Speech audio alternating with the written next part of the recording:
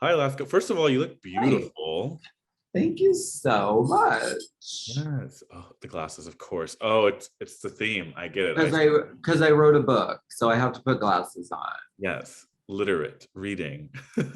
Ooh, that's the cover. Okay, beautiful. Trend alert, literacy. We do love the literate. Uh, no offense to the illiterate No, community. you know Anyway, we love what? them We're too. doing an audiobook version too. Perfect. So Oh my gosh. So yeah, your new book, My Name's Yours, What's Alaska, is coming out this November. Was writing a book something you've always wanted to do? How did it come together for you? yes, I've always wanted to do it because it was like, and I think I said it on season 5 of Drag Race. RuPaul asked me, like, what are your goals? And I was like, the book, the movie, and the made for TV movie. So, like, we got one. Ding, dang, dong. So the rest is Um, like, yeah, we did it. And then, like, the journey of like going and actually doing it turns out to be a lot of work. Writers, I have so much respect for writers. I think they're so great. It's very hard, hard. but we did it and we really went there and we did it. So I'm glad. Yeah, I'm glad too. I can't wait to read it. What will be covered in the memoir? Like childhood, drag race, Sharon. What can you tease about it? Yeah, it's pretty much everything that has happened in my life up to now. So we start as like my very young childhood, getting into my mom's, stuff that I wasn't supposed to get into. You couldn't keep me out of drag even as a child. Um, and really, I mean, the most exciting part for me is like talking about my early days when I first started drag. And it was before RuPaul's Drag Race even existed. And so, like, the sort of urge to do it, even though there was no path, there was no like viable career choice for doing drag. That's like really exciting to me. And those years of figuring out what works, what does not work, making mistakes, learning from them, like that's exciting to me. Yeah, I can't wait to read that as well. It's always, but like, yeah, like you said, like pre-drag race, what got people into drag in the first place, and kind of the counterculture idea of, people just wanting to express themselves freely. I think that's really cool. Um, Yeah. is there one part you are most excited for the world to read?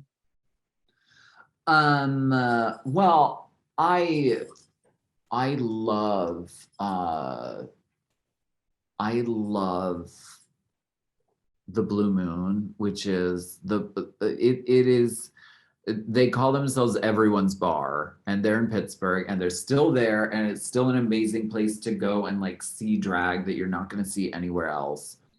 And that's such a really like special time in my life because I was like it was like a training ground, and it existed in a time where drag was really like uncharted territory, and it still is. But like that, those memories are really special to me, and I love those girls so much. Hmm. Yeah, we can't wait to read the book. I also want to talk about your new song Red that just came out.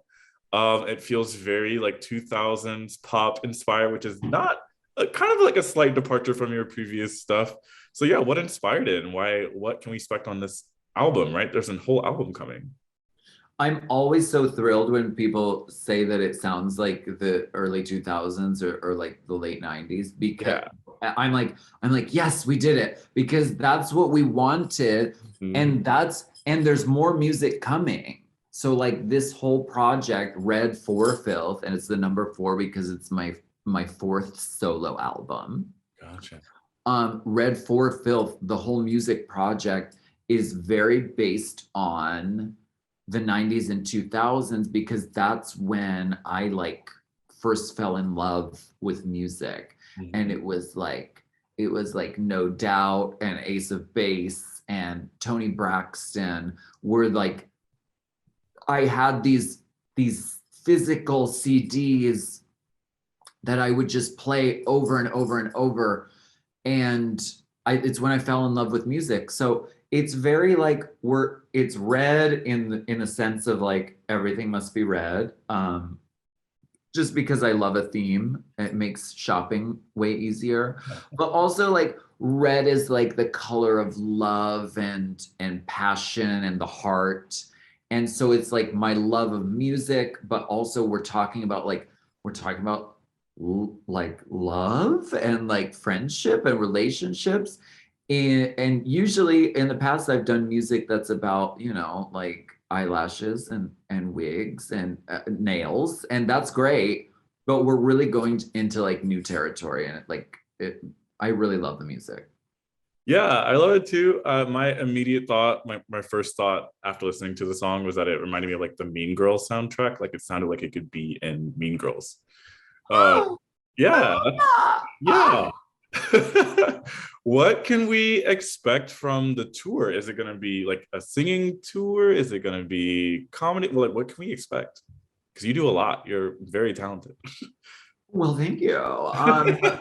We're really leaning into like the 90s and 2000s, and like as the music, we're going to be releasing the music over the next few months.